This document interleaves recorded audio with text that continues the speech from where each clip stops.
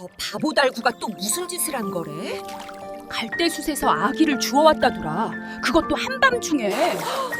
마을 우물가 안악들은 새벽부터 수군거렸습니다.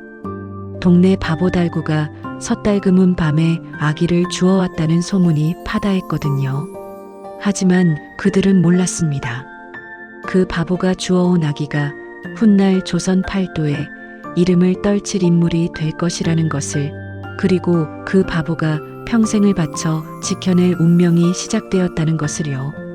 과연 달구는 칼날 같은 추위와 세상의 멸시 속에서 이 가련한 아기를 무사히 키워낼 수 있을까요? 조선의 숨은 야담의 이야기가 계속될 수 있도록 구독과 좋아요로 응원의 마음을 보내주세요. 그럼 조선의 숨은 야담 이야기 지금 바로 시작합니다.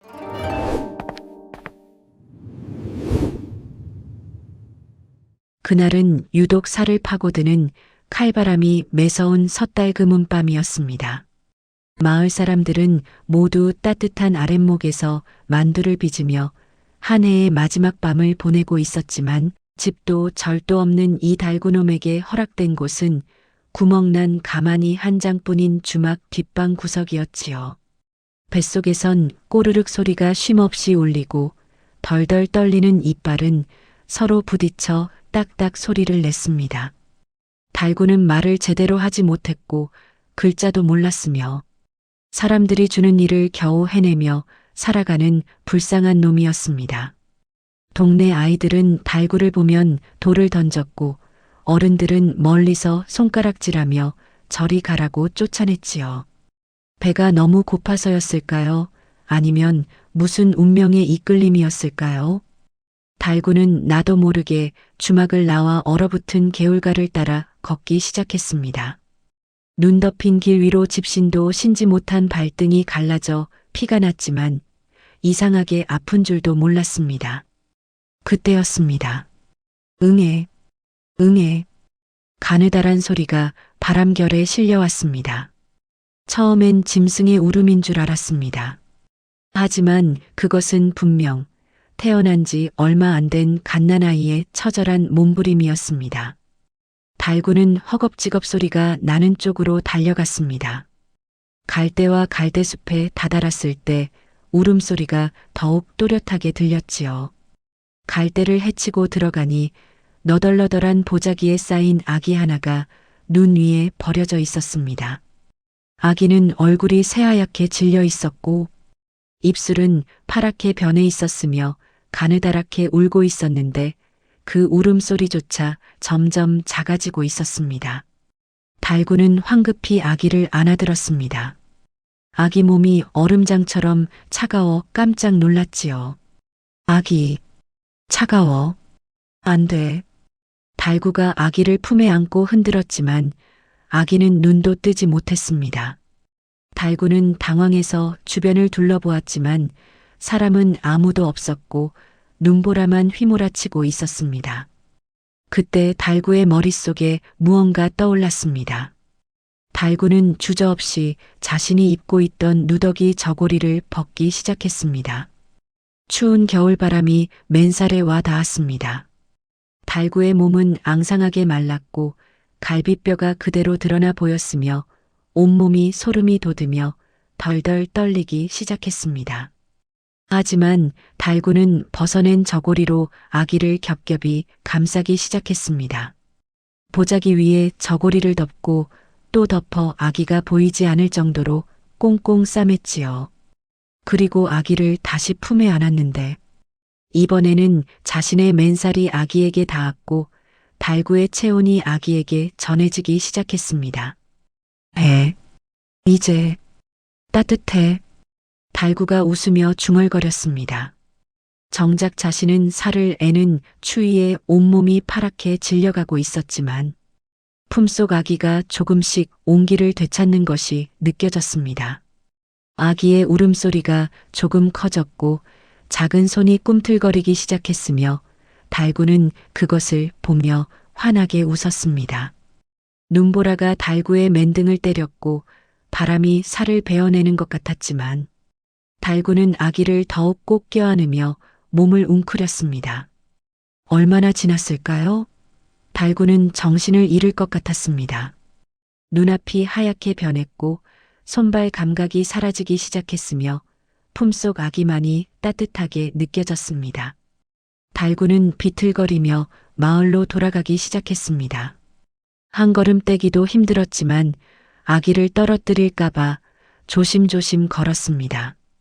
첫 번째 넘어졌을 때 달구는 아기가 땅에 닿지 않도록 몸을 비틀어 자기 어깨부터 떨어졌습니다. 눈 속에 처박혔지만 아기는 무사했고 달구는 일어나 다시 걸었습니다. 두 번째 넘어졌을 때는 무릎이 돌에 부딪혀 피가 흘렀지만 달구는 아기를 가슴에 꼭 안은 채 다시 일어났습니다. 세 번째 넘어졌을 때는 팔꿈치가 얼음에 찍혀 살점이 벗겨졌고 피가 눈 위에 뚝뚝 떨어졌지만 달구는 아기만은 높이 들어 보호했습니다. 아기, 괜찮아. 아빠가 지켜. 달구가 헐떡이며 중얼거렸습니다. 넘어질 때마다 자신의 몸으로 땅을 먼저 받았고 아기는 한 번도 땅에 닿지 않았습니다.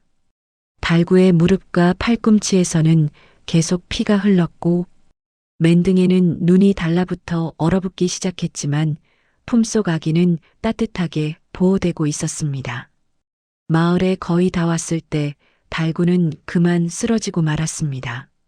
눈 위에 고꾸라졌지만 아기는 여전히 품에 꼭 안고 있었고 달구는 마지막 힘을 짜내어 주막으로 기어 들어갔습니다.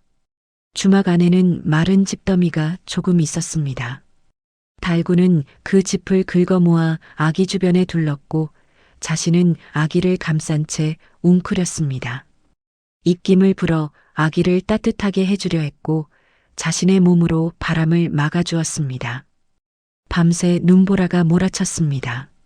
주막은 금방이라도 무너질 것 같았고 바람이 온 틈으로 들어왔지만 달구는 아기를 품에서 놓지 않았습니다. 새벽이 되자 아기가 큰 소리로 울기 시작했습니다. 배가 고파 우는 것이 분명했습니다. 달구는 기뻐하며 아기를 내려다보았는데 아기의 얼굴에 다시 붉은 기가 돌고 있었고 작은 눈을 뜨고 달구를 쳐다보고 있었습니다. 아기, 살았어. 좋아. 달구가 환하게 웃으며 아기를 쓰다듬었습니다. 자신은 온몸이 얼어붙어 움직이기도 힘들었지만 아기가 살아서 울고 있다는 것만으로도 행복했습니다. 달구는 아기를 가슴에 안고 다짐했습니다. 이 아기를 지키겠다고 무슨 일이 있어도 아기를 버리지 않겠다고 말입니다. 동이 트기 시작했습니다. 눈보라가 그치고 햇살이 비쳐 들어왔는데 주막은 여전히 춥고 초라했지만 아기의 울음소리가 주막을 가득 채우고 있었습니다. 아기, 내 새끼, 아빠가 지켜줄게. 달구가 아기에게 속삭였습니다. 아기는 여전히 울고 있었지만 달구의 품에서는 안전했고 달구는 아기를 보며 웃고 있었습니다. 한양에서 멀지 않은 작은 마을, 가장 추운 겨울날 한 바보가 아버지가 되는 순간이었습니다. 그날 밤의 추위를 달구는 평생 잊지 못했지만 그보다 더 잊지 못한 것은 품속에서 따뜻해진 아기의 온기였습니다. 그것이 달구에게는 세상 무엇보다 소중한 보물이 되었으니까요. 아기를 구한 지 사흘이 지났습니다. 달구는 아기에게 이름을 지어주었는데 하늘에서 내려온 아이라는 뜻으로 철이라고 불렀습니다. 물론 달구가 한자를 알 리 없었고 그저 입에 착 달라붙는 소리라 그렇게 부른 것뿐이었지만 그래도 달구는 아기를 부를 때마다 행복했습니다.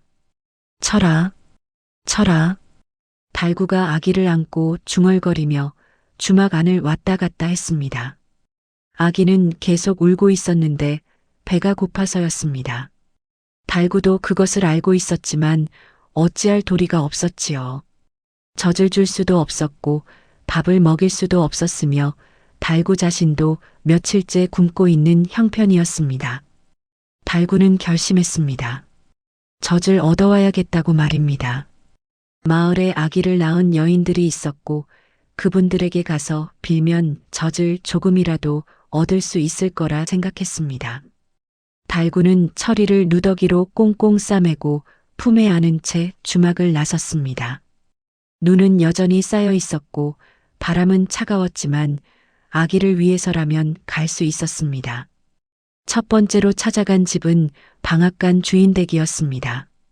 그 집 며느리가 얼마 전에 아들을 낳았다는 소문을 들었기 때문이지요.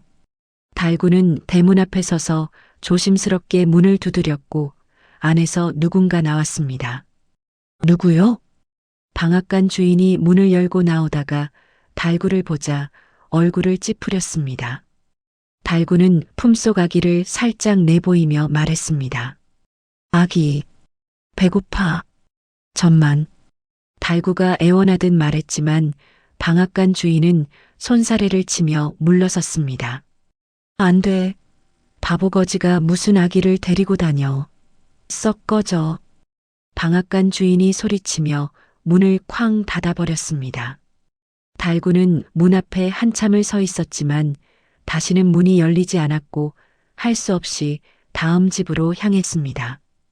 두 번째로 찾아간 집은 쌀가게 주인 댁이었습니다. 그 집에도 젖먹이 아기가 있다는 것을 알고 있었는데 대문을 두드리자 주인마님이 직접 나왔습니다. 달구가 품속 아기를 보이며 젖을 조금만 달라고 했지만 주인마님은 비명을 지르며 빗자루를 들고 나왔습니다. 이 더러운 것이 당장 꺼지지 못해.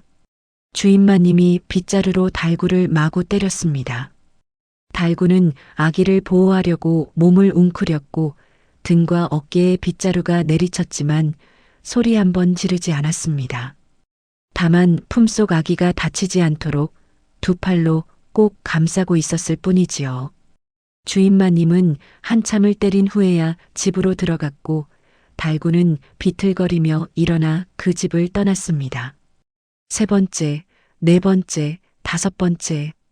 달구는 마을 집집마다 찾아다니며 젖을 구걸했지만 모두 거절당했습니다. 어떤 집에서는 문전박대를 당했고 어떤 집에서는 개를 풀어 쫓아냈으며 어떤 집에서는 돌을 던지기까지 했습니다.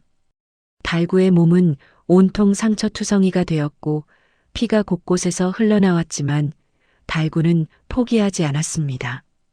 해가 뉘엿뉘엿 질 무렵 달구는 마을 끝 주막 앞에 섰습니다. 주막 뒤편에 음식 찌꺼기라도 있을까 싶어 기웃거렸는데 주막 주인이 나오더니 손을 흔들며 쫓았습니다. 또 왔어? 바보거지. 여기는 줄 게 없다고. 주인이 소리쳤지만 달구는 물러서지 않고 손을 모아 빌었습니다. 주인은 한숨을 쉬며 부엌으로 들어갔다가 꽁꽁 언주먹밥 한 덩이를 던져주었는데 며칠 묵은 것인지 단단하게 굳어 있었습니다. 이거나 가져가. 다시 오지 마. 주인이 말하고는 문을 닫아버렸습니다. 달구는 얼어붙은 주먹밥을 주워 품에 넣었는데 겨우 얻은 것이라 소중했습니다. 달구는 서둘러 주막으로 돌아갔고 철이는 여전히 배가 고파 울고 있었습니다. 달구는 주먹밥을 꺼내 들었습니다. 꽁꽁 얼어서 돌덩이처럼 단단했고 이도 없는 아기가 먹을 수 있는 것이 아니었지요.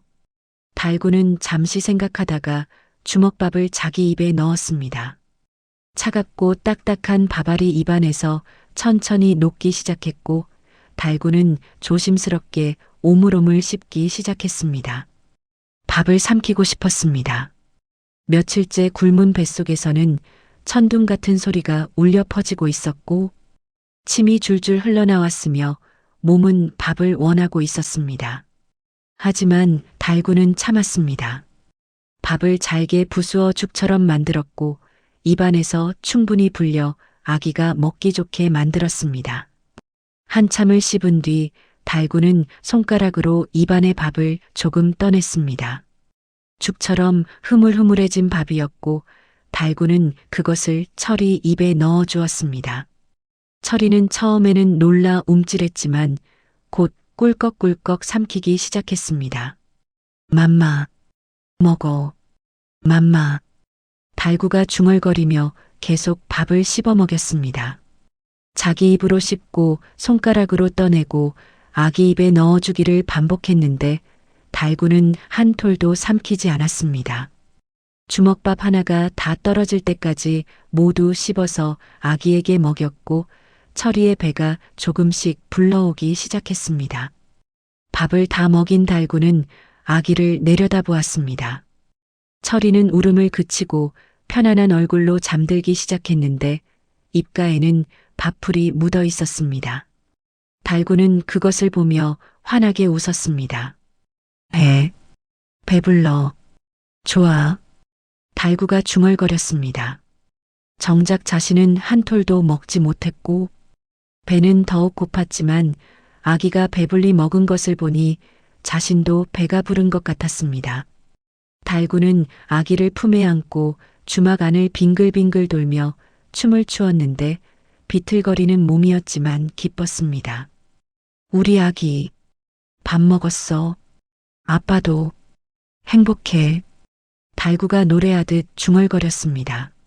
아기는 달구 품에서 곤히 잠들었고 달구는 아기를 내려놓고 옆에 누웠습니다.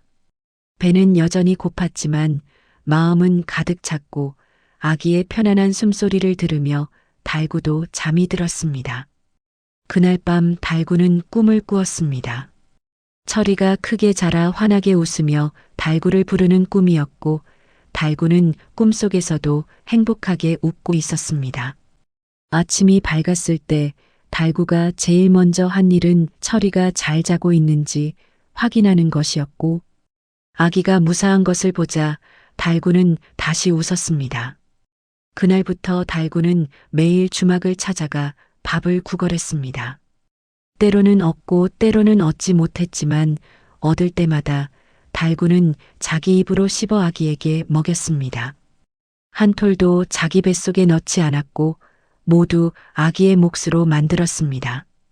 달구의 몸은 점점 말라갔지만 철이는 조금씩 살이 오르기 시작했고 그것이 달구에게는 가장 큰 기쁨이었습니다. 마을 사람들은 달구를 보며 혀를 찼습니다. 바보 거지가 주운 아기를 키운다고? 둘 다 굶어 죽을 거야. 누군가 수군거렸지만 달구는 신경 쓰지 않았고 철이만 바라보며 하루하루를 살아갔습니다. 달구에게는 철이가 전부였습니다.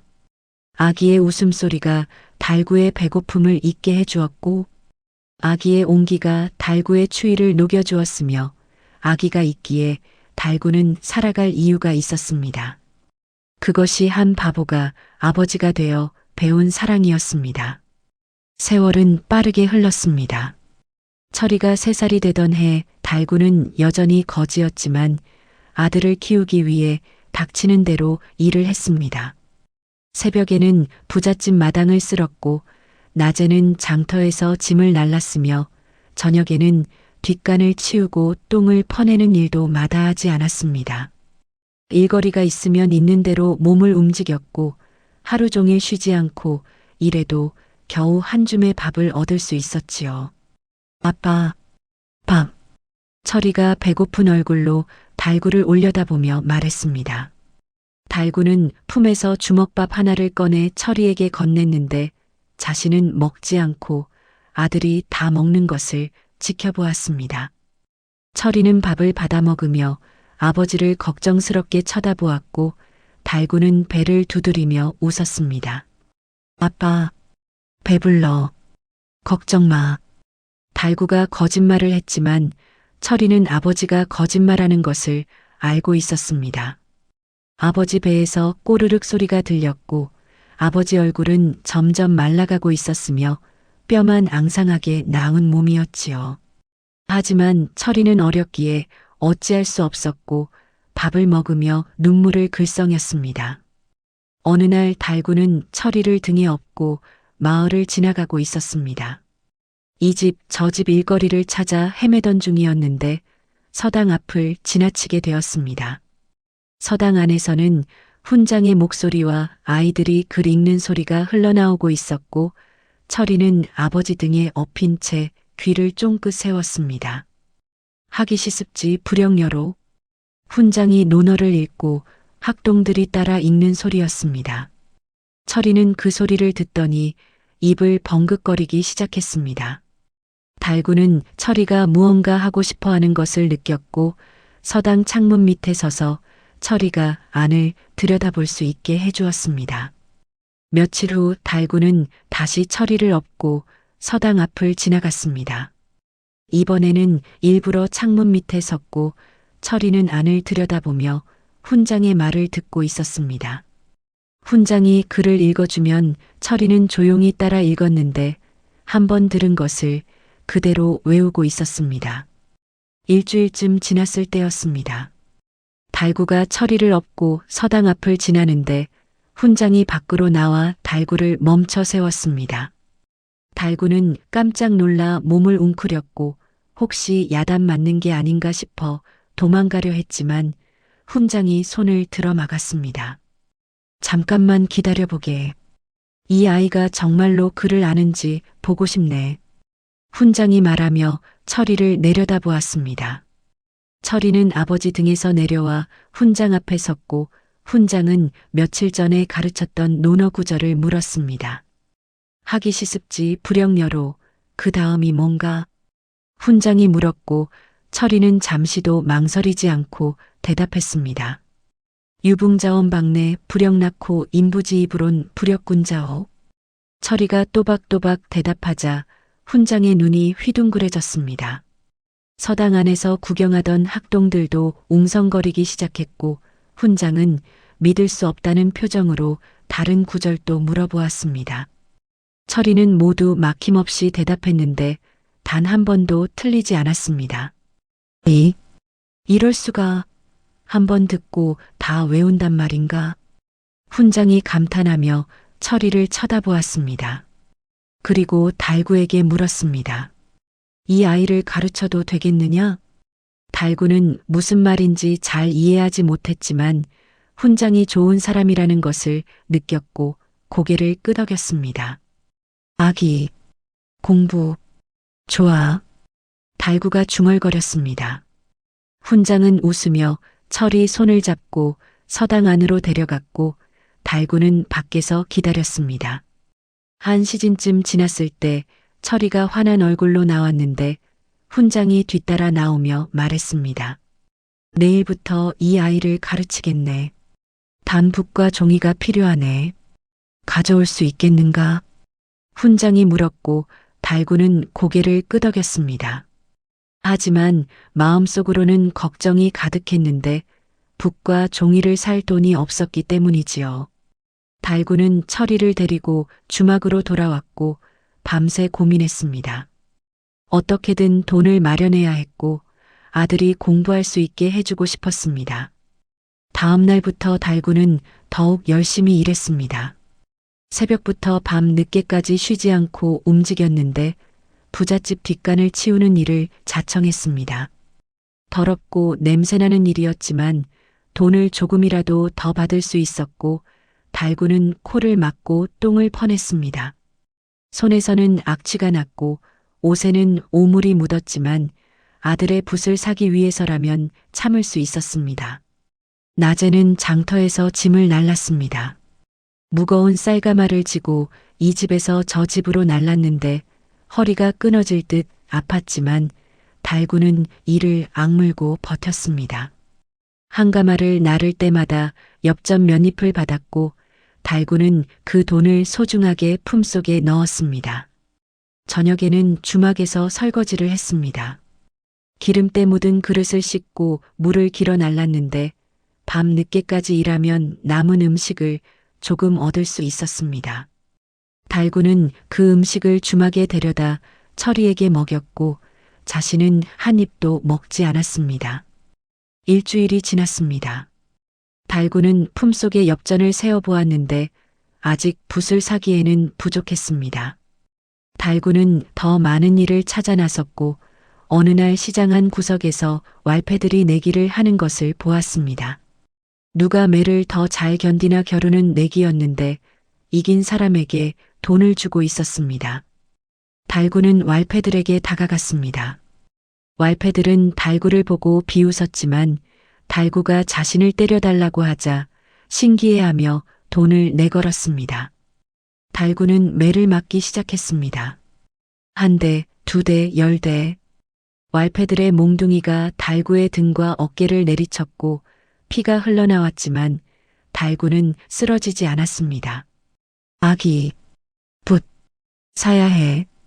달구가 이를 악물고 중얼거렸습니다. 20대를 맞았을 때 왈패들이 그만하라고 했지만 달구는 더 때려달라고 했습니다. 30대를 맞고 나서야 왈패들이 감탄하며 약속한 돈을 주었고 달구는 피투성이가 된 몸으로 비틀거리며 일어났습니다. 엽전을 받아든 달구는 곧장 필방으로 향했습니다. 피가 얼굴을 타고 흘러내렸고 몸은 온통 멍투성이었지만 달구는 웃고 있었습니다. 필방 주인은 달구를 보고 놀라 물렀지만 달구가 엽전을 내밀자 마지못해 싸구려 붓 한 자루를 건넸습니다. 달구는 붓을 품에 소중히 안고 주막으로 돌아왔습니다. 철이는 아버지를 보고 깜짝 놀라 울음을 터뜨렸는데 아버지가 피투성이가 되어 있었기 때문이지요. 달구는 철이를 안심시키며 품에서 붓을 꺼냈습니다. 아기, 붓. 달구가 붓을 철이 손에 쥐어주며 웃었습니다. 철이는 붓을 받아들고 눈물을 흘렸고 아버지를 꽉 껴안았습니다. 달구는 아들을 안으며 행복했습니다. 온몸이 아팠지만 아들이 공부할 수 있다는 것만으로도 충분했습니다. 다음 날부터 철이는 서당에 다니기 시작했습니다. 훈장은 철이의 천재성에 감탄했고 다른 학동들보다 훨씬 빨리 그를 깨우쳤습니다. 저녁이면 철이는 주막으로 돌아와 아버지에게 배운 것을 들려주었는데 달구는 이해하지 못했지만 환하게 웃으며 듣고 있었습니다. 아빠, 나 열심히 공부할게요. 그래서 아빠 편하게 해드릴게요. 철이가 다짐하며 말했고 달구는 아들의 머리를 쓰다듬었습니다. 우리 아기. 똑똑해. 달구가 자랑스럽게 웃으며 말했습니다. 철이가 서당에 다닌 지 석 달이 지났습니다. 철이의 천재성은 이미 마을에 소문이 퍼져 있었는데 훈장이 여기저기 자랑하고 다녔기 때문이지요. 한번 듣고 책을 통째로 외운다는 것. 6살 아이가 15살 학동들보다 글을 더 잘 읽는다는 것. 붓글씨도 어른 못지않게 잘 쓴다는 것. 사람들이 수군거렸습니다. 신기해하는 사람도 있었고 안타까워하는 사람도 있었는데 저런 천재가 제대로 공부하지 못하고 굶어 죽을 것이라며 혀를 차는 이들도 있었습니다. 거지 소굴에서 저런 천재가 나올 줄이야. 그 소문은 점점 퍼져나갔고 마침내 새로 부임한 현감의 귀에까지 들어가게 되었습니다. 현감의 이름은 칠성이었습니다. 그는 욕심 많은 사람이었습니다. 권력욕도 있었고 재물욕도 있었지만 무엇보다 자식이 없어 속을 태우고 있었습니다. 40이 넘도록 슬아의 자식이 없었고 몇 번이나 첩을 들였지만 소용없었으며 대를 이을 아들이 없다는 것이 가장 큰 근심이었습니다. 그런 칠성에게 거지 아비가 키우는 천재 아이라는 소문은 귀가 번쩍 뜨이는 이야기였고 곁에 있던 아전에게 그 아이에 대해 자세히 알아보라고 명했습니다. 며칠 후 아전이 보고를 올렸습니다. 정말로 보기 드문 천재라고 하옵니다. 제대로 가르치면 과거 급제도 가능할 것 같사옵니다. 칠성의 눈이 번뜩였고 무언가 생각이 떠오른 표정을 지었으며 그 거지 아비와 아이를 데려오라고 명했습니다. 달구는 그날도 일을 마치고 돌아와 철이와 함께 저녁을 먹고 있었는데 갑자기 관졸들이 들이닥쳐 깜짝 놀랐습니다. 현감께서 부르신다. 관졸들이 말하자 달구는 겁이 났지만 철이 손을 잡고 관아로 향했습니다. 관아에 도착하자 칠성이 높은 자리에 앉아 있었습니다. 달구와 철이는 마당에 무릎을 꿇었고 칠성은 철이를 내려다보며 흡족한 표정을 지었습니다. 눈이 총명해 보였고 자세도 반듯했으며 비록 누더기를 걸쳤지만 범상치 않은 아이라는 것을 한눈에 알 수 있었습니다. 칠성은 철이에게 몇 가지 글귀를 물어보았습니다. 철이는 막힘없이 대답했고 어려운 한시도 줄줄 외웠으며 칠성이 붓을 주어 글씨를 쓰게 하자 어른 못지않은 필체로 써냈습니다. 칠성은 감탄하며 고개를 끄덕였고 이제 달구를 돌아보며 입을 열었습니다. 보통 아이가 아니로다. 제대로 가르치면 반드시 큰 인물이 될 것이니.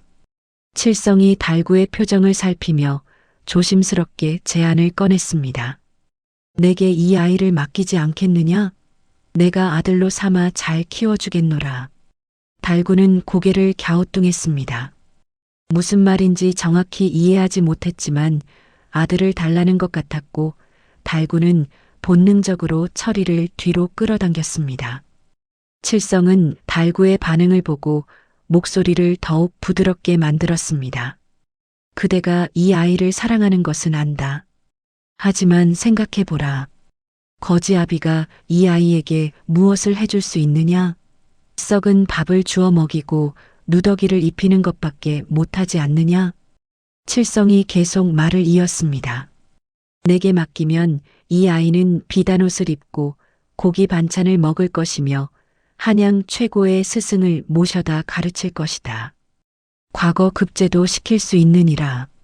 달구는 철이를 더욱 꼭 끌어안았습니다. 칠성의 얼굴이 굳어지기 시작했고 목소리가 차갑게 변했습니다.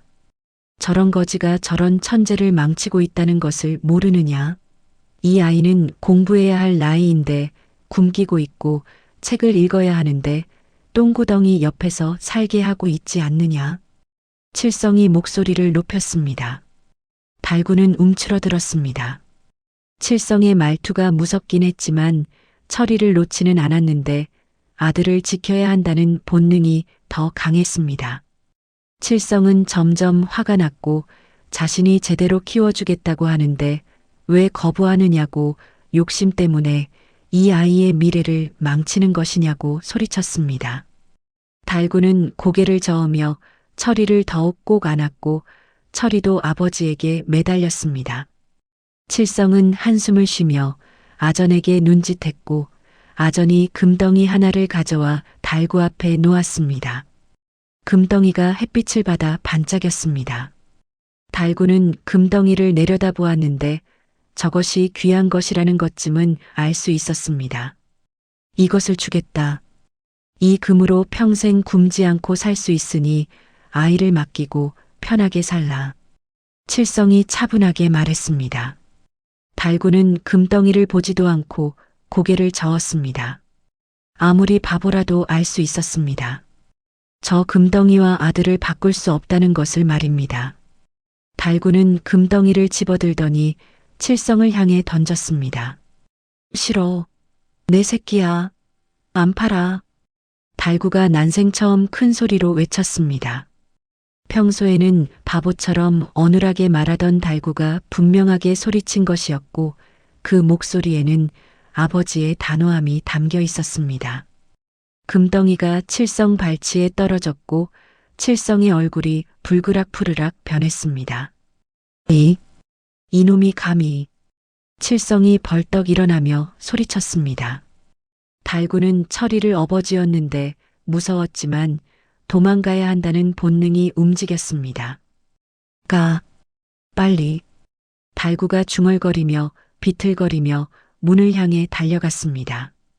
관졸들이 막으려 했지만 칠성이 손을 들어 막았고 달구와 철이는 관할을 빠져나갈 수 있었습니다. 칠성은 일부러 보내준 것이었습니다. 더 악랄한 계획이 머릿속에 떠올랐기 때문이지요.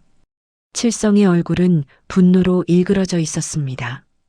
자존심이 상했고 화가 났으며 달구에게 복수하고 싶었습니다. 감히 자신의 호의를 거부하고 금덩이를 던지다니 용서할 수 없었습니다. 칠성은 아전을 불러 명령했습니다. 달구의 약점을 찾아보라. 어떻게든 저 아이를 빼앗아 올 방법을 찾으라. 필요하다면 죄를 만들어서라도 저놈을 엮어야 한다. 알아들었느냐? 칠성이 차갑게 말했고 아전은 고개를 숙이며 명을 받들었습니다. 한편 달구는 처리를 업고 주막으로 달려갔습니다. 숨이 차고 다리가 떨렸지만 멈추지 않았고 주막에 도착해서야 처리를 내려놓았습니다. 처리는 아버지를 껴안으며 울었고 달구는 아들을 쓰다듬으며 안심시켰습니다. 괜찮아. 아빠가 지켜줄게. 달구가 속삭였습니다. 하지만 달구의 마음속에는 불안함이 자리 잡고 있었습니다. 칠성이 다시 올 것 같았고 그때는 더 무서운 일이 생길 것 같았습니다. 달구는 처리를 꼭 안고 밤새 잠들지 못했습니다. 창밖으로 들려오는 바람 소리조차 칠성의 관졸들이 오는 소리 같아 가슴이 철렁거렸습니다. 철이도 아버지 품에서 떨고 있었습니다. 어린 나이였지만 상황이 좋지 않다는 것쯤은 알 수 있었고 아버지를 더욱 꼭 붙잡았습니다. 달구는 아들의 머리를 쓰다듬으며 중얼거렸는데 말은 어눌했지만 그 속에는 아버지의 다짐이 담겨 있었습니다. 내 새끼, 안 빼앗겨. 절대로. 그날 밤 칠성은 악랄한 계획을 세우고 있었습니다. 탐욕의 그림자가 달구와 철이를 향해 다가오고 있었고 곧 가슴 아픈 비극이 시작될 것이었습니다. 사흘이 지났습니다. 달구는 철이를 데리고 주막에 숨어 지냈는데 밖에 나가기가 무서웠기 때문이지요. 일도 나가지 못했고 밥도 구하지 못했으며 남은 보리쌀로 죽을 쑤어 철이에게 먹이는 것이 전부였습니다. 하지만 달구가 두려워한 일은 결국 일어나고 말았습니다. 어느 날 새벽 관졸들이 주막을 에워쌌습니다. 달구는 깜짝 놀라 철이를 뒤로 숨겼지만 소용없었고 관졸들이 들이닥쳐 달구를 끌어냈습니다. 철이가 울부짖으며 아버지에게 매달렸지만 관졸들이 거칠게 떼어냈고 달구는 포승줄에 묶인 채 끌려갔습니다. 아빠, 아빠. 철이가 울며 뒤따라왔지만 관졸이 막아섰고 달구는 뒤돌아보며 눈물을 흘렸습니다. 하지만 어찌할 도리가 없었고 그대로 관아로 끌려갔습니다. 관아에 도착하자 칠성이 높은 자리에 앉아 차갑게 내려다보고 있었습니다. 달구는 형틀 앞에 무릎을 꿇었고 칠성이 차가운 목소리로 죄목을 읽어내려갔습니다. 너는 양반집 아이를 유괴하여 거지로 키운 죄, 아동을 학대한 죄로 잡혀왔다. 칠성의 말에 달구는 고개를 저었습니다. 철이를 유괴했다니 말도 안 되는 소리였습니다. 달구는 갈대숲에서 버려진 아기를 주었고 목숨을 살려 키웠을 뿐이었습니다. 하지만 칠성은 달구의 항변을 들으려 하지 않았고 곁에 있던 증인 하나를 불러냈습니다. 증인은 마을의 왈패였는데 칠성에게 돈을 받고 거짓 증언을 하러 온 것이었습니다. 6해 전 겨울 양반 행차가 지나가다 아이를 잃어버렸습니다. 그때 이놈이 그 아이를 훔쳐갔다는 것을 제가 봤습니다. 왈패는 거짓말을 했습니다. 달구는 고개를 마구 저었지만 바보거지의 말보다 멀쩡한 증인의 말이 더 신빙성 있어 보였습니다. 자백하지 않겠느냐? 칠성이 물었고 달구는 고개를 저으며 중얼거렸습니다. 아니야. 내가 주었어. 애기 죽어가는 거 살렸어. 달구가 애원하듯 말했지만 칠성은 고함을 치며 형틀에 달구를 묶으라고 명했습니다. 관졸들이 달구를 형틀에 묶었고 매를 들고 기다렸습니다. 칠성이 손을 들자 매가 내려왔는데 쾅 하는 소리와 함께 달구의 등이 찢어졌습니다. 1대, 2대, 10대. 매가 계속 내려쳤지만 달구는 자백하지 않았습니다. 피가 등을 타고 흘러내렸고 살점이 터져나갔지만 달구는 거짓말을 할 수 없었습니다. 철이는 진짜 자신의 아들이었고 유괴한 게 아니었으며 사랑으로 키운 것이었습니다. 20대를 맞았을 때 칠성이 매질을 멈추게 했습니다. 달구는 피투성이가 되어 형틀에 축 늘어져 있었고 의식이 희미했습니다. 칠성이 관졸들을 물리치고 달구 곁으로 다가왔습니다. 아무도 듣지 못하도록 낮은 목소리로 속삭였습니다. 잘 들어라. 내가 선택할 수 있는 길은 두 가지다. 칠성이 차갑게 말했습니다. 달구는 고개를 들어 칠성을 바라보았고 칠성은 계속 속삭였습니다. 첫째, 내가 유괴했다고 자백해라. 그러면 너는 유배형을 받아 살 수 있고 아이는 내 양자가 되어 벼슬길에 오를 것이다. 칠성이 잠시 멈추더니 더욱 차갑게 말을 이었습니다. 둘째, 끝까지 부인해라. 그러면 너는 맞아 죽고 아이는 평생 거지로 굶어 죽을 것이다. 칠성의 말에 달구의 눈이 흔들렸습니다. 칠성은 달구의 반응을 보며 더 파고들었는데 목소리에는 악기가 가득했습니다. 내가 죽으면 누가 그 아이를 키우겠느냐? 아무도 없다. 거지 아이로 평생 굶어 죽을 것이다. 하지만 내가 자백하면 그 아이는 양반이 되고 공부해서 과거에 급제할 수 있다. 칠성이 마지막으로 덧붙였습니다. 선택해라. 내 목숨과 아이의 굶주림을 택할 것이냐, 아니면 내 목숨과 아이의 출세를 바꿀 것이냐? 칠성이 비웃으며 물러섰습니다. 달구는 형틀에 묶인 채 고개를 떨군 채 앉아 있었고 눈물이 주르륵 흘러내렸습니다. 아들의 미래를 위해서는 거짓말을 해야 했고 나쁜 아버지가 되어야 했으며 아들에게 미움받아야 했습니다. 달구는 하루 종일 형틀에 묶여 있었습니다. 물 한 모금 주지 않았고 상처에서는 피가 계속 흘렀으며 정신이 아득해졌습니다.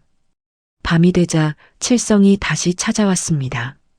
결정했느냐? 칠성이 물었습니다. 달구는 고개를 들었는데 눈은 충혈되어 있었고 입술은 바짝 말라 있었습니다. 달구는 한참을 칠성을 바라보았습니다. 그리고 천천히 고개를 끄덕였습니다.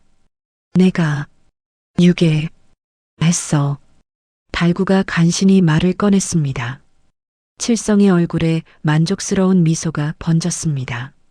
좋다. 내일 재판에서 똑같이 말하면 된다. 칠성이 말하고는 사라졌습니다. 달구는 형틀에 묶인 채 고개를 떨구었고 눈물이 끊임없이 흘러내렸습니다. 미안해. 철아. 미안해. 달구가 중얼거렸습니다. 아들을 지키기 위해 나쁜 아버지가 되기로 한 것이었습니다. 아들에게 버림받더라도 아들이 잘 살 수 있다면 그것으로 좋겠습니다. 밤새 달구는 잠들지 못했습니다. 형틀에 묶인 채 앉아서 아들의 얼굴을 떠올렸습니다. 처음 갈대숲에서 만났을 때의 그 차가운 몸, 첫 울음소리, 처음 웃었을 때의 그 환한 얼굴, 모든 것이 주마등처럼 스쳐 지나갔습니다. 철아, 아빠, 사랑해. 달구가 속삭였습니다. 그것이 달구가 아들에게 해줄 수 있는 마지막 사랑이었습니다. 다음 날 아침 재판이 열렸습니다. 하지만 칠성은 먼저 철이를 불러들였습니다. 아버지를 면회시켜 주겠다고 했던 것입니다. 철이는 옥 앞에 섰습니다. 안에서 피투성이가 된 아버지를 보자 울음을 터뜨렸습니다. 아빠, 아빠. 철이가 울며 옥문을 붙잡았습니다. 달구는 구석에 웅크리고 있었는데 철이를 보자 온몸이 떨리기 시작했습니다. 지금 해야 할 일을 알고 있었습니다. 아들을 위해 거짓말을 해야 한다는 것을 말입니다. 달구는 천천히 일어나 철이에게 다가갔습니다. 아빠, 다쳤어요? 아파요? 철이가 눈물범벅이 된 얼굴로 물었습니다. 달구는 철이를 보며 눈물을 삼켰고 얼굴을 돌려 눈물을 감췄으며 다시 철이를 돌아보았을 때는 차가운 표정을 지으려 애썼습니다. 오지 마. 달구가 거칠게 소리쳤습니다. 철이는 깜짝 놀라 멈춰섰고 달구는 계속 말을 이었습니다. 밥 많이 먹어서 귀찮아. 너 무거워. 달구가 평소와 다른 목소리로 말했습니다. 철이는 이해할 수 없다는 표정으로 아버지를 쳐다보았고 달구는 눈물이 흘러내리는 것을 참으며 더 심한 말을 했습니다. 너 훔쳐온 거야. 좋은 거 아니야. 달구가 거짓말을 했습니다. 철이는 고개를 저으며 울기 시작했고 아버지에게 다가가려 했지만 달구는 손을 뻗어 철이를 밀어냈습니다. 철이가 싫어. 너 나빠. 달구가 소리치며 철이를 밀쳐냈습니다. 철이는 바닥에 주저앉았고 믿을 수 없다는 표정으로 아버지를 올려다보았습니다. 달구는 등을 돌렸습니다. 눈물이 주르륵 흘러내리고 있었지만 아들이 보지 못하도록 감췄습니다. 아빠, 왜 그래요? 아빠. 철이가 흐느끼며 물었지만 달구는 대답하지 않았습니다. 관졸이 철이를 끌어냈고 철이는 울부짖으며 끌려갔습니다. 옥이 조용해지자 달구는 그 자리에 주저앉았습니다. 그리고 입을 틀어막고 소리 없이 울기 시작했습니다. 몸이 부들부들 떨렸고 눈물이 끝없이 흘러내렸으며 가슴이 찢어지는 것 같았습니다. 내 새끼, 미안해, 미안해. 달구가 중얼거렸습니다. 아들에게 한 거짓말이 가슴을 도려냈고 아들의 눈에 비친 배신감이 영혼을 찢었으며 평생 아들을 지켜온 자신이 아들을 버린 나쁜 아버지가 되어야 했습니다. 하지만 이것이 아들을 살리는 유일한 방법이었고 달구는 울면서도 이것이 옳은 일이라고 스스로를 달랬습니다. 거짓말로 버려야만 지킬 수 있었던 바보 아버지의 슬픈 사랑이었습니다. 며칠 후 재판이 열렸습니다. 달구는 칠성 앞에서 자백했는데 자신이 아이를 유괴했다고 거지로 키운 것이 잘못이었다고 말했습니다. 칠성은 만족스러운 표정으로 판결을 내렸습니다. 달구에게는 유배형을 내린다. 그리고 아이는 내 양자로 삼는다. 칠성이 선언했습니다.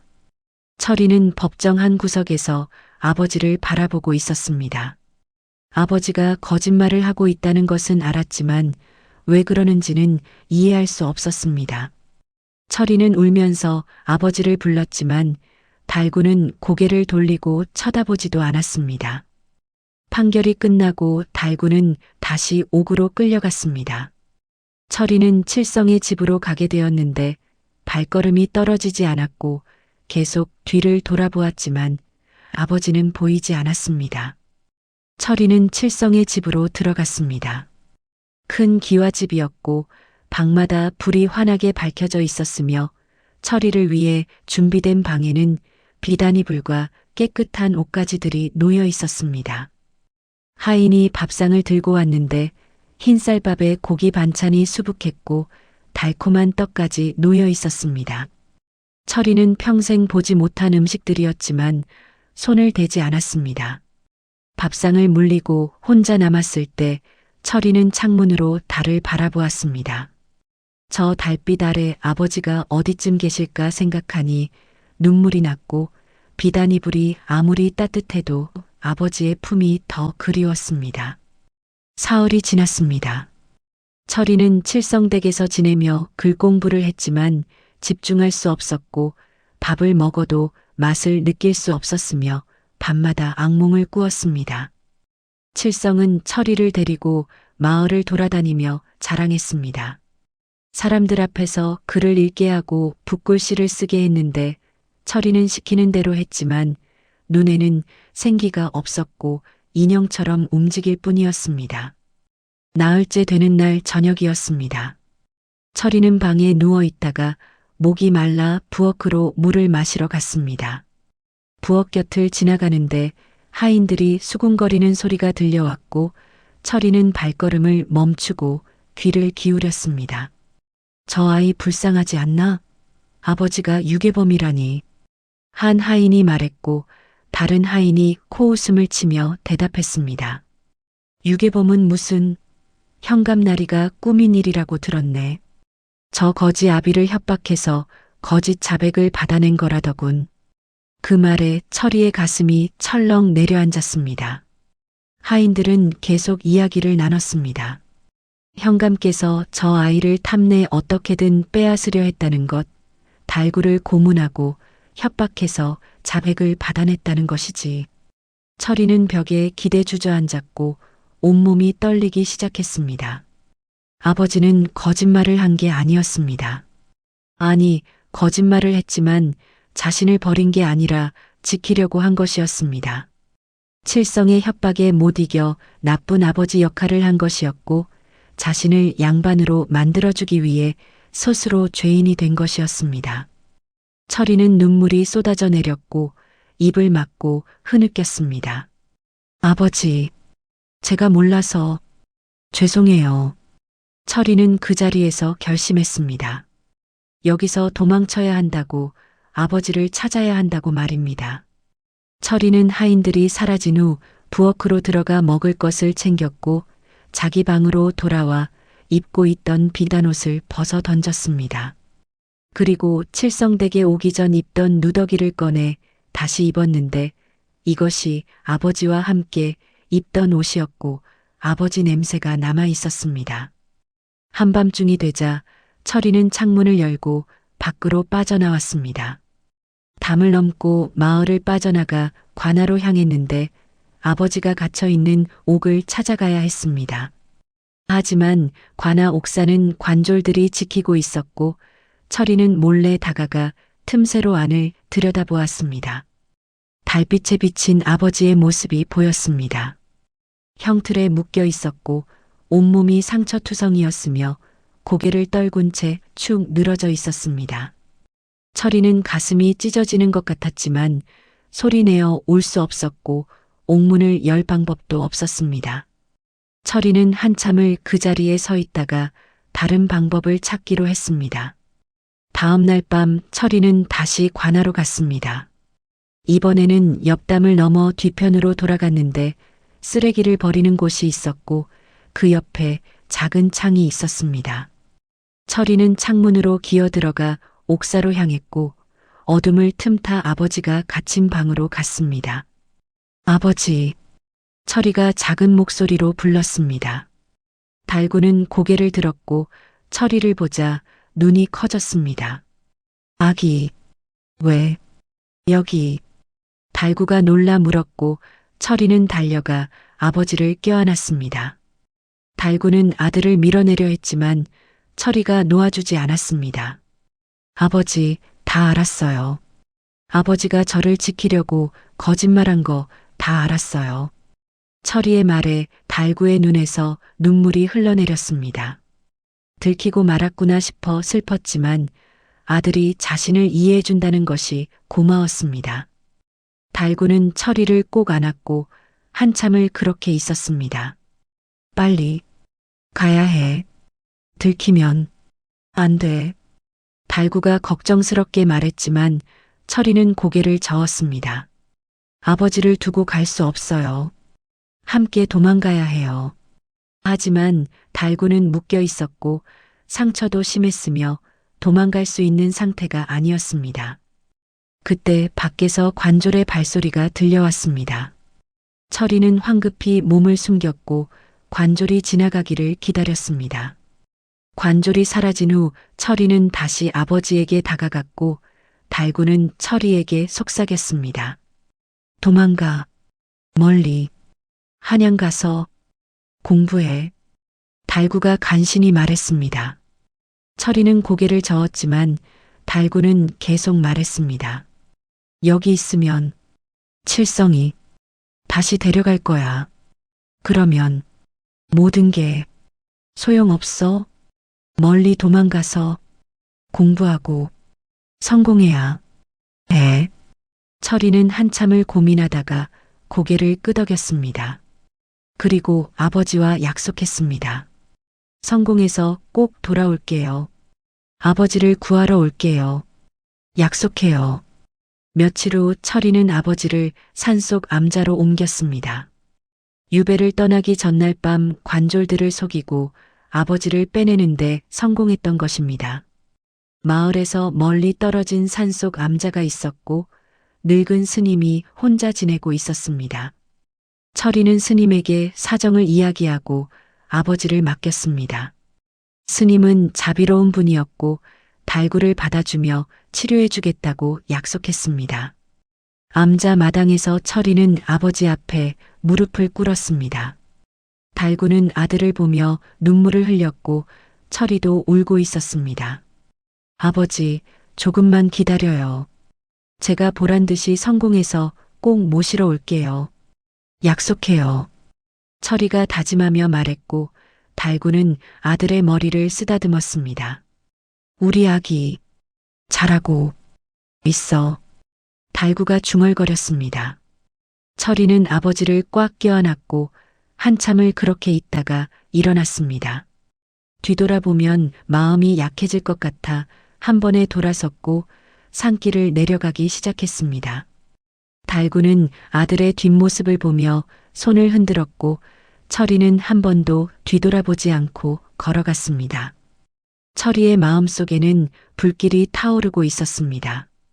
반드시 성공하겠다는 욕심, 아버지를 고통스럽게 만든 칠성에게 복수하겠다는 분노, 그리고 무엇보다 아버지를 다시 편하게 모시겠다는 다짐이었습니다. 6살 아이의 작은 어깨에 큰 짐이 올라간 순간이었지만 철이는 그 짐을 기꺼이 짊어지기로 했습니다. 눈물의 이별이었습니다. 철이는 산을 내려와 한양으로 향했고 달구는 암자에 남았습니다. 달구는 스님의 보살핌을 받으며 상처를 치료했고 조금씩 회복해 갔습니다. 하지만 마음의 상처는 아물지 않았습니다. 매일 밤 철이를 생각하며 눈물을 흘렸고 아들이 무사히 한양에 도착했을까, 잘 지내고 있을까 걱정했습니다. 그렇게 긴 이별이 시작되었습니다. 철이는 산을 내려와 한양으로 향했습니다. 아이가 혼자 걷기에는 먼 길이었고 며칠을 걸어 한양 성문에 도착했을 때는 발이 부르트고 온몸이 지쳐 있었습니다. 하지만 철이는 멈추지 않았습니다. 아버지와의 약속을 지키기 위해서라도 성공해야 했고 그러려면 공부할 곳을 찾아야 했습니다.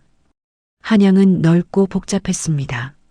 사람들이 북적였고 기와집들이 즐비했으며 철이는 어디로 가야 할지 몰라 거리를 헤맸습니다.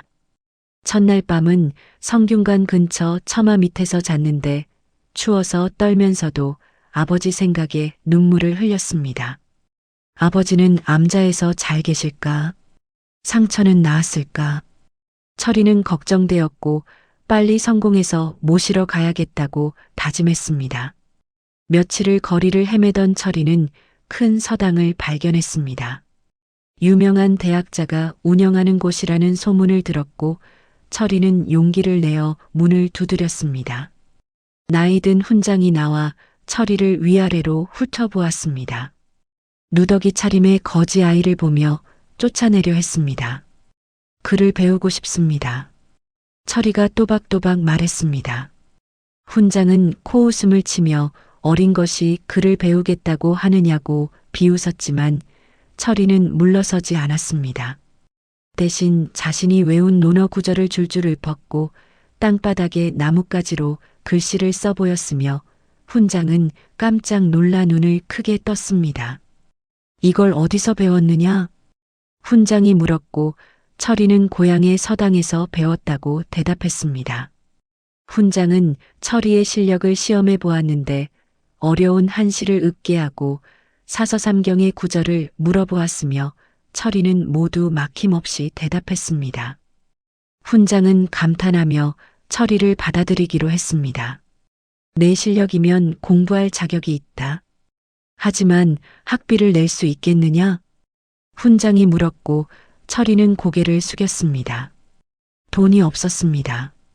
훈장은 잠시 생각하더니 제안했습니다. 낮에는 서당 청소와 심부름을 하고 저녁에는 공부하는 조건으로 받아주겠다. 철이는 기뻐하며 고개를 끄덕였습니다. 그날부터 철이의 고된 나날이 시작되었습니다. 새벽에 일어나 마당을 쓸고 우물에서 물을 길어 날랐으며 낮에는 훈장과 학동들의 심부름을 했습니다. 밥을 얻어먹기 위해 부잣집을 돌아다니며 일을 해주었고 저녁에는 지친 몸을 이끌고 서당으로 돌아와 공부했습니다. 다른 학동들은 철이를 무시했습니다. 거지 출신이라고 놀렸고 함께 앉기를 꺼려했으며 일부러 철이가 치운 마당에 쓰레기를 버리기도 했습니다. 저 거지 새끼가 우리랑 같이 공부한다고? 에이 냄새나. 철이가. 학동들이 손가락질하며 비웃었습니다. 철이는 참았습니다. 아버지가 자신을 위해 얼마나 많은 것을 참았는지 알고 있었고 이 정도는 아무것도 아니라고 생각했습니다. 어느 날 저녁 철이는 서당 마당을 쓸고 있었습니다. 학동들은 안에서 따뜻한 방에 앉아 공부하고 있었고 철이는 밖에서 추운 바람을 맞으며 일하고 있었습니다. 한 학동이 창문을 열고 물을 쏟아버렸는데 철이에게 그대로 쏟아졌습니다. 철이는 온몸이 젖었지만 아무 말도 하지 않았습니다. 미안, 몰랐어.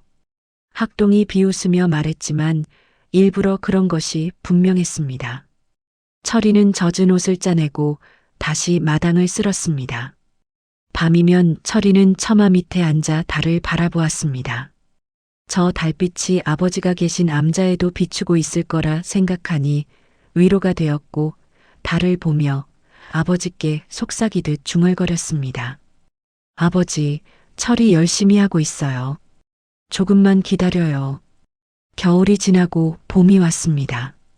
철이는 1년을 그렇게 지냈고 7살이 되었을 때는 서당에서 가장 뛰어난 학동이 되어 있었습니다. 훈장도 철이를 인정했고 다른 학동들도 더 이상 무시하지 못했습니다. 철이는 밤낮 없이 공부했는데 잠을 줄여가며 책을 읽었고 배고픔을 참으며 글을 썼으며 추위를 견디며 암송했습니다. 세월이 흘렀습니다. 철이는 2년, 3년을 그렇게 지냈고 10살이 되었을 때 훈장이 철이를 불렀습니다. 철아, 내 실력이면 이제 더 큰 곳에서 배워야 한다. 성균관에 들어가 보는 것이 어떻겠느냐? 훈장의 말에 철이의 눈이 빛났습니다. 성균관은 조선 최고의 교육기관이었고 거기서 공부하면 과거 급제의 꿈에 한 걸음 더 다가갈 수 있었습니다. 정말 제가 성균관에 들어갈 수 있을까요? 철이가 물었고 훈장은 고개를 끄덕였습니다. 내 실력이면 충분하다. 내가 추천서를 써주겠다. 철이는 성균관에 들어갔습니다. 하지만 거기서도 고생은 계속되었습니다. 신분이 낮다는 이유로 차별받았고 밤낮 없이 공부하며 스스로를 증명해야 했습니다. 성균관의 학생들은 모두 양반 자제들이었습니다. 비단옷을 입고 하인을 거느리고 다니는 그들 사이에서 누더기를 걸친 철이는 눈에 띄었습니다. 저 거지가 어떻게 성균관에 들어왔지? 훈장 어른께서 불쌍히 여겨 받아주신 거래. 학생들이 수군거렸지만 철이는 신경 쓰지 않았습니다. 대신 더욱 열심히 공부했습니다. 성균관에서도 철이는 청소와 심부름을 하며 학비를 대신했습니다. 새벽부터 밤늦게까지 일하고 공부하기를 반복했고 잠은 하루에 서너 시즌밖에 자지 못했습니다. 하지만 철이는 포기하지 않았습니다. 아버지와의 약속을 생각하면 힘이 났고 아버지가 자신을 위해 얼마나 많은 고통을 견뎠는지 생각하면 이 정도는 아무것도 아니었습니다. 어느 날 밤 철이는 성균관 뜰에 홀로 앉아 있었습니다. 달이 밝았고 벌레 소리가 들렸으며 철이는 하늘을 올려다보았습니다. 아버지, 철이가 잘하고 있을까요? 아버지는 건강하시죠? 철이가 중얼거렸습니다. 4년이 지났습니다. 아버지를 떠난 지 4년이었고 그동안 한 번도 만나지 못했습니다. 보고 싶었습니다. 아버지 얼굴이 흐릿해져 가는 것이 두려웠고 혹시 아버지가 자신을 잊으신 건 아닐까 걱정되었습니다. 하지만 철이는 눈물을 닦고 일어났습니다. 아직 성공하지 못했고 아직 아버지를 모실 자격이 없었습니다. 더 열심히 해야 했고 더 높이 올라가야 했습니다. 철이는 다시 방으로 돌아가 책을 펼쳤습니다. 촛불을 켜고 밤새 글을 읽었고 손가락이 시려도 붓을 놓지 않았으며 눈꺼풀이 무거워도 잠들지 않았습니다. 그렇게 철이는 성균관에서 4년을 보냈습니다. 10살에 들어가 14살이 되었고 이제는 성균관에서도 손꼽히는 수재가 되어 있었습니다. 스승들은 철이를 칭찬했고 동료들은 철이를 존경했으며 모두가 철이가 과거에 급제할 것이라고 믿었습니다. 하지만 철이의 마음속에는 여전히 아버지가 있었습니다. 밤마다 아버지를 생각했고 아버지와의 약속을 떠올렸으며 그것이 철이를 지탱하는 힘이었습니다. 조금만 더 기다려주세요, 아버지. 철이가 달을 보며 속삭였습니다. 이제 과거 시험만 남았습니다. 철이가 15살이 되던 해 대과 시험이 열린다는 소문이 퍼졌습니다. 성균관은 술렁였고 학생들은 모두 시험 준비에 몰두했습니다. 철이도 과거 시험을 준비하기 시작했습니다. 다른 양반 자제들보다 어렸지만 실력만큼은 뒤지지 않았고 오히려 앞서 있었습니다. 스승들은 철이가 반드시 급제할 것이라고 예언했고 철이는 더욱 열심히 공부했습니다. 하지만 철이의 마음 한구석에는 불안함이 자리 잡고 있었습니다. 아버지와 헤어진 지 벌써 9년이 지났습니다. 그동안 단 한 번도 소식을 전하지 못했고 아버지가 어떻게 지내시는지 알 수 없었습니다. 아버지, 건강하실까요? 저를 기다리고 계실까요? 철이는 밤마다 걱정했습니다. 혹시 아버지가 병드신 건 아닐까, 혹시 돌아가신 건 아닐까 하는 두려움이 밀려왔습니다. 하지만 철이는 그 두려움을 떨쳐내고 책을 펼쳤습니다.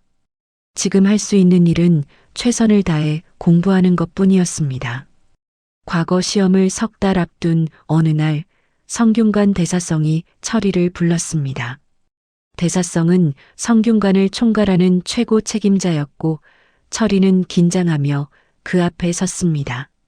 철아, 내 실력은 이미 성균관 전체가 인정하고 있다.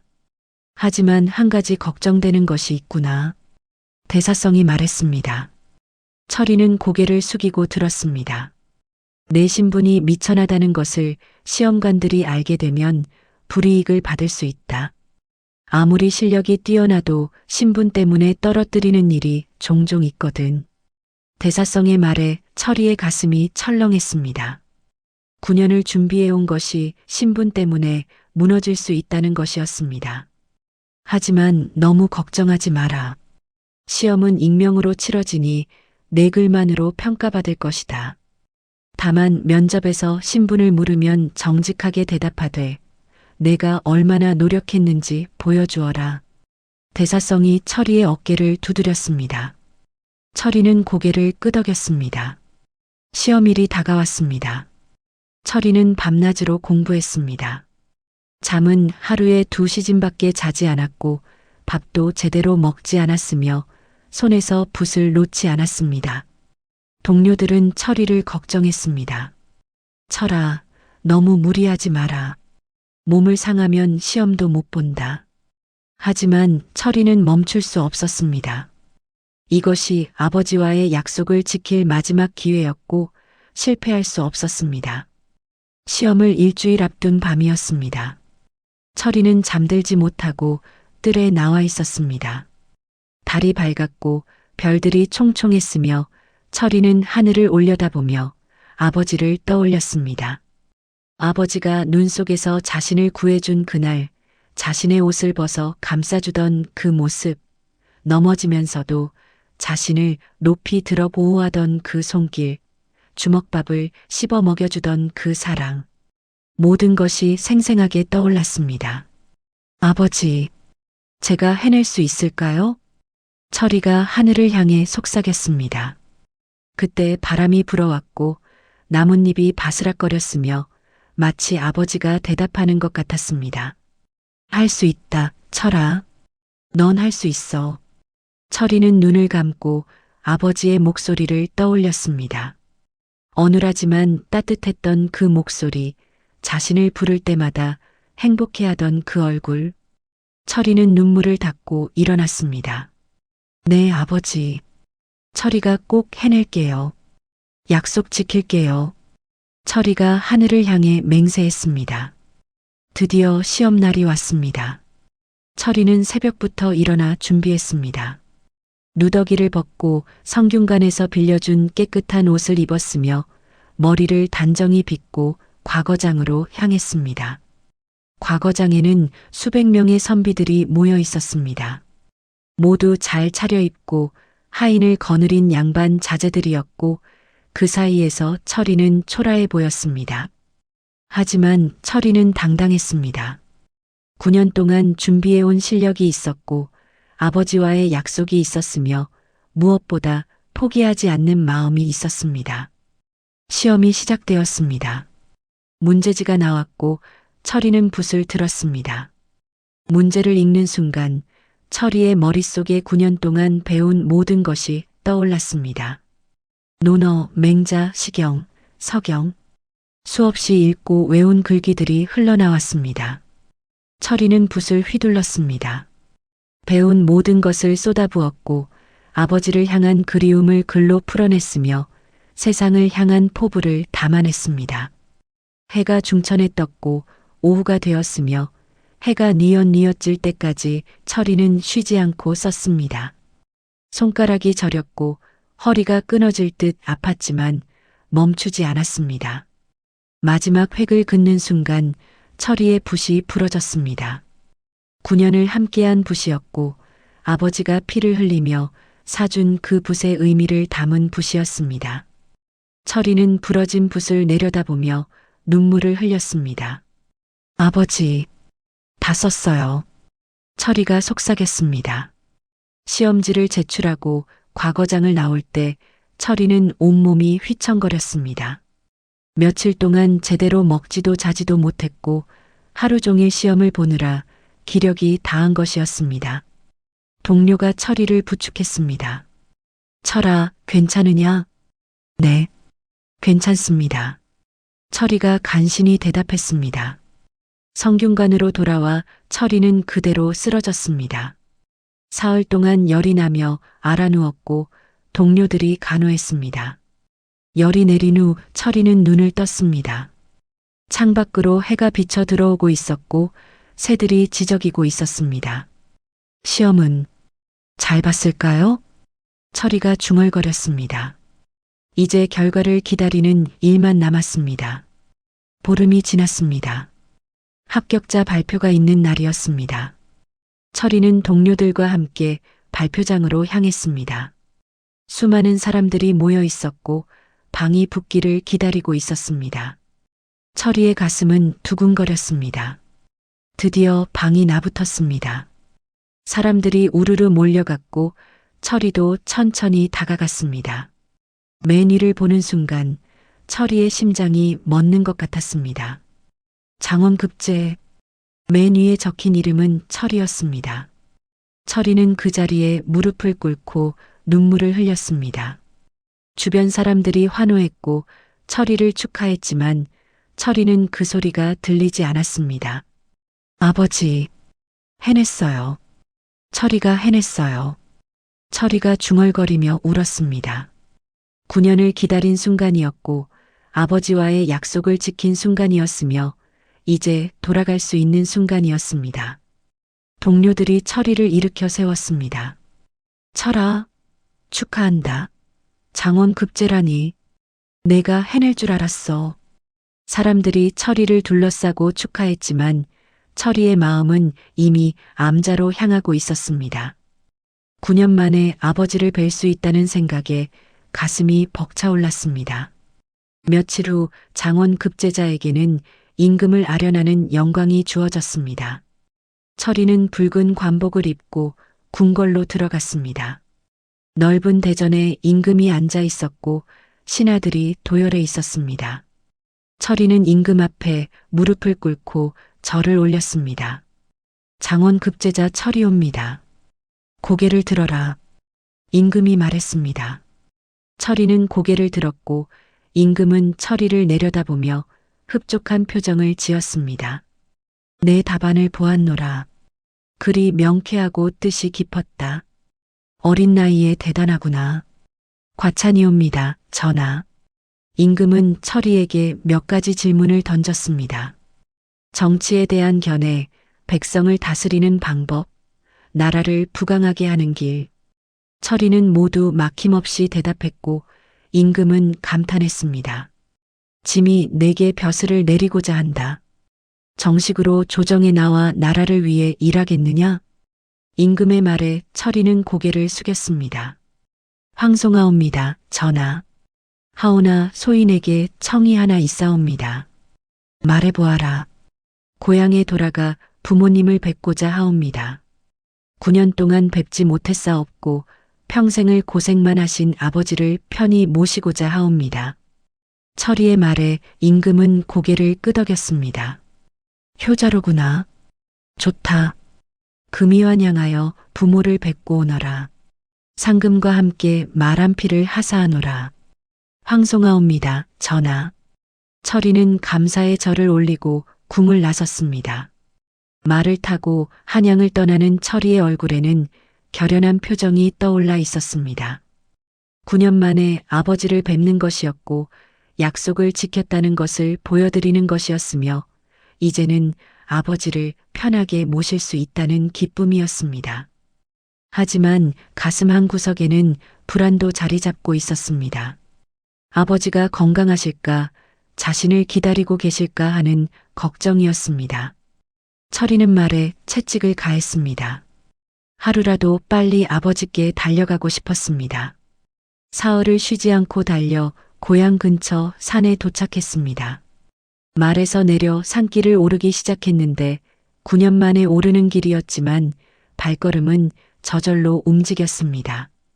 철이는 붉은 관복을 입고 있었고 허리에는 금으로 된 패물이 달려 있었으며 장원 급제자의 위엄이 느껴졌습니다. 하지만 그 화려한 차림과 달리 얼굴에는 불안함이 가득했습니다. 아버지, 저를 기억하실까요? 건강하실까요? 철이는 가슴이 두근거렸습니다. 9년이라는 세월이 너무 길었고 그동안 아버지가 어떻게 지내셨는지 알 수 없었으며 혹시라도 돌아가신 건 아닌지 두려웠습니다. 철이는 발걸음을 재촉했고 마침내 암자가 보이기 시작했습니다. 암자는 예전 그대로였습니다. 낡은 기와집이었고 마당에는 잡초가 자라고 있었으며 스님이 마당을 쓸고 있었습니다. 철이는 달려가 스님 앞에 무릎을 꿇었고 스님은 철이를 보고 깜짝 놀랐습니다. 철이, 내가 철이냐? 늙은 스님이 물었고 철이는 고개를 끄덕이며 눈물을 흘렸습니다. 스님은 철이의 관복을 보고 감탄했는데 과거에 급제했구나 싶었고 대견하다는 표정을 지었습니다. 하지만 곧 얼굴이 어두워졌고 철이는 불길한 예감이 들었습니다. 아버지는 어디 계십니까? 철이가 떨리는 목소리로 물었습니다. 스님은 한숨을 쉬며 암자 뒤편을 가리켰는데 그곳에는 작은 움막이 있었습니다. 스님이 설명했습니다. 내 아버지는 살아계시다. 하지만 병이 깊어졌느니라. 며칠 전부터 정신이 혼미해져 사람을 알아보지 못하고 치매가 와서 자기가 누군지도 모르느니라. 철이는 가슴이 철렁 내려앉았습니다. 그래도 살아계시다는 것에 안도하며 움막으로 달려갔고 문을 열고 안을 들여다보았습니다. 어두운 움막 안에 누군가 웅크리고 앉아 있었습니다. 냄새가 진동했습니다. 똥오줌을 제대로 가리지 못하는 것 같았고 옷은 더럽게 얼룩져 있었으며 머리카락은 허옇게 새어 있었습니다. 아버지, 철이가 떨리는 목소리로 불렀습니다. 달구는 고개를 들었는데 눈은 초점이 없었고 얼굴은 주름으로 가득했으며 9년 전보다 훨씬 더 늙어 보였습니다. 철이는 가슴이 미어지는 것 같았지만 움막 안으로 들어갔고 달구 앞에 무릎을 꿇었습니다. 아버지, 철이가 왔습니다. 철이가 큰 소리로 외쳤습니다. 하지만 달구는 철이를 멍하니 쳐다볼 뿐이었고 알아보는 기색이 없었습니다. 철이는 더 가까이 다가가 아버지 손을 잡았습니다. 아버지 손은 뼈만 앙상하게 남아 있었고 차갑게 식어 있었습니다. 아버지, 저예요. 철이.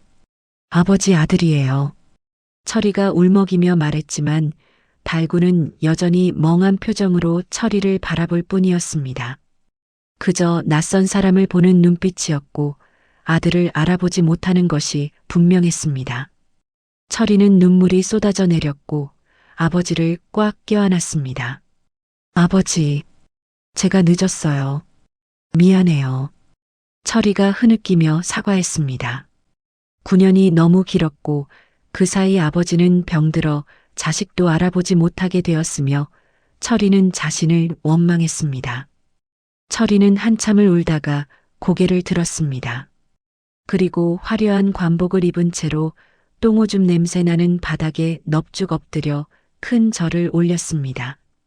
이마가 땅바닥에 닿았고 관모가 벗겨졌으며 붉은 옷이 더러워졌지만 상관없었습니다. 아버지, 철이가 장원 급제했습니다. 아버지께서 원하시던 것을 이뤘습니다. 이제 아버지를 편하게 모시겠습니다. 철이가 말했지만 달구는 반응이 없었습니다.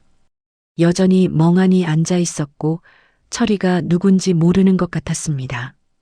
철이는 일어나 아버지 곁에 앉았고 한참을 그렇게 함께 있었습니다. 해가 지기 시작했습니다.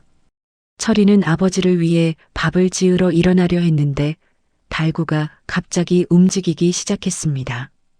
품속 깊은 곳을 더듬더듬 뒤지고 있었고 무언가를 찾는 것 같았습니다. 철이는 아버지가 무엇을 찾으시는지 궁금해서 지켜보았습니다. 달구는 헝겊에 쌓인 무언가를 꺼냈습니다. 헝겊을 풀자 시커멓게 썩은 떡 한 조각이 나왔는데 악취가 났고 곰팡이가 잔뜩 피어 있었으며 도저히 먹을 수 없는 상태였습니다. 하지만 달구는 그것을 소중하게 들고 철이에게 내밀었습니다. 내 새끼, 배고파. 달구가 중얼거렸습니다. 철이는 얼어붙었습니다. 밥 줄까? 이거 먹어. 달구가 썩은 떡을 철이 손에 쥐어주며 말했습니다. 그 순간 철이의 머릿속에 9년 전 기억이 떠올랐습니다. 옥에서 아버지가 자신에게 했던 말이었습니다. 밥 많이 먹어서 귀찮아. 그때 아버지가 한 말은 거짓이었습니다. 칠성의 협박에 못 이겨 한 거짓말이었고 아들을 지키기 위해 나쁜 아버지 역할을 한 것이었습니다. 하지만 지금 아버지가 하는 말은 진심이었습니다. 아들이 배고플까봐 썩은 떡이라도 주려는 것이었고 9년 동안 품속에 간직해온 것이었습니다. 밥 많이 먹어. 달구가 철이 손을 잡아 떡을 쥐어주며 말했습니다. 아들을 알아보지 못하는 아버지였지만 누군가 배고플까봐 자신의 마지막 음식을 나눠주려는 것이었습니다. 그것이 달구가 평생 살아온 방식이었고 치매에 걸려도 변하지 않은 본성이었으며 아버지의 사랑이었습니다. 철이는 썩은 떡을 받아들고 통곡했습니다. 몸을 떨며 울었고 소리를 지르며 울었으며 아버지를 꽉 껴안고 울었습니다. 9년 동안 참았던 눈물이 한꺼번에 쏟아져 나왔고 아버지의 사랑이 얼마나 깊었는지 깨달았으며 자신이 얼마나 사랑받았는지 알게 되었습니다. 아버지, 아버지, 철이가 울부짖으며 불렀습니다. 달구는 우는 사람을 보며 어리둥절한 표정을 지었지만 등을 토닥여 주었습니다. 누군지는 모르지만 슬퍼하는 사람을 위로하는 것이었고 그것이 달구가 할 수 있는 전부였습니다. 철이는 한참을 울다가 고개를 들었습니다. 그리고 썩은 떡을 입에 넣었습니다. 쓰디쓴 맛이 났고 목으로 넘기기 힘들었지만 억지로 삼켰습니다. 아버지가 9년 동안 간직한 사랑이었고 세상에서 가장 소중한 음식이었으며 철이는 한 조각도 남기지 않고 다 먹었습니다. 맛있어요. 아버지. 철이가 눈물을 흘리며 말했습니다. 달구는 환하게 웃었습니다. 비록 아들을 알아보지 못했지만 누군가 자신의 음식을 맛있게 먹는 것을 보고 행복했습니다. 철이는 아버지를 꼭 안았고 달구도 철이를 안아주었습니다. 좋아. 달구가 중얼거렸습니다. 그날 밤 철이는 아버지 곁에서 잤습니다. 관복을 벗고 누더기를 걸치고 아버지 옆에 누웠는데 어렸을 때 아버지 품에서 자던 기억이 떠올랐습니다. 아버지는 코를 골며 주무셨고 철이는 아버지 얼굴을 보며 다짐했습니다. 아버지, 이제 제가 아버지를 지킬게요. 평생 편하게 모실게요. 다음 날부터 철이는 아버지를 모시기 시작했습니다. 스님과 함께 아버지를 씻겨드리고 깨끗한 옷을 입혔으며 좋은 음식을 해드리고 약을 구해드렸습니다. 달구는 여전히 철이를 알아보지 못했지만 철이는 상관없었습니다. 아버지가 살아계시다는 것만으로도 감사했고 곁에 있을 수 있다는 것만으로도 행복했습니다. 며칠 후 철이는 한양으로 올라가 임금을 다시 아련했습니다. 전하, 소인이 벼슬을 사양하고자 하옵니다. 철이의 말에 임금이 놀라 물었습니다. 무슨 까닭이냐? 부친께서 병환이 깊으시옵니다. 소인은 평생을 고생만 하신 아버지를 모시며 살고자 하옵니다. 철이가 대답했습니다. 임금은 잠시 생각하더니 고개를 끄덕였습니다. 효자로다. 짐이 어찌 효자의 뜻을 꺾을 수 있겠느냐. 허락하노라. 다만 내 재능이 아까우니 훗날 부친께서 괜찮아지시면 다시 조정으로 돌아오너라. 황송하옵니다, 전하. 철이는 절을 올리고 궁을 나섰습니다. 철이는 고향으로 내려와 암자 근처에 작은 집을 마련했고 아버지를 모시며 살기 시작했습니다. 날마다 아버지를 씻겨드렸고 밥을 먹여드렸으며 밤에는 아버지 옆에서 잤습니다. 달구는 여전히 철이를 알아보지 못했지만 철이 곁에 있을 때 편안해하는 것 같았습니다. 어느 날 저녁 철이는 마당에 앉아 달을 바라보며 중얼거렸습니다. 아버지께서 제게 주신 것은 옷도 밥도 아니었어요. 사랑이었어요. 그 사랑으로 제가 여기까지 올 수 있었어요. 철이의 눈에서 눈물이 흘러내렸습니다. 하지만 슬픈 눈물이 아니라 감사의 눈물이었고 행복의 눈물이었으며 사랑의 눈물이었습니다. 세월이 흘렀습니다. 철이는 3년 동안 아버지를 모셨습니다. 달구의 병은 나아지지 않았지만 철이 곁에서 편안하게 지냈고 철이는 단 하루도 아버지 곁을 떠나지 않았습니다. 어느 가을날 아침이었습니다. 철이가 평소처럼 아버지를 깨우러 갔을 때 달구는 평화로운 얼굴로 잠들어 있었습니다. 하지만 숨을 쉬지 않고 있었습니다. 달구는 그렇게 세상을 떠났습니다. 고통 없이 편안하게 아들 곁에서 말입니다. 철이는 아버지를 꽉 껴안고 울었습니다. 하지만 슬픔만은 아니었습니다. 아버지가 마지막까지 평안하셨다는 것에 위로받았고 자신이 마지막까지 곁에 있었다는 것에 감사했습니다. 철이는 아버지를 암자 뒤편 언덕에 모셨습니다.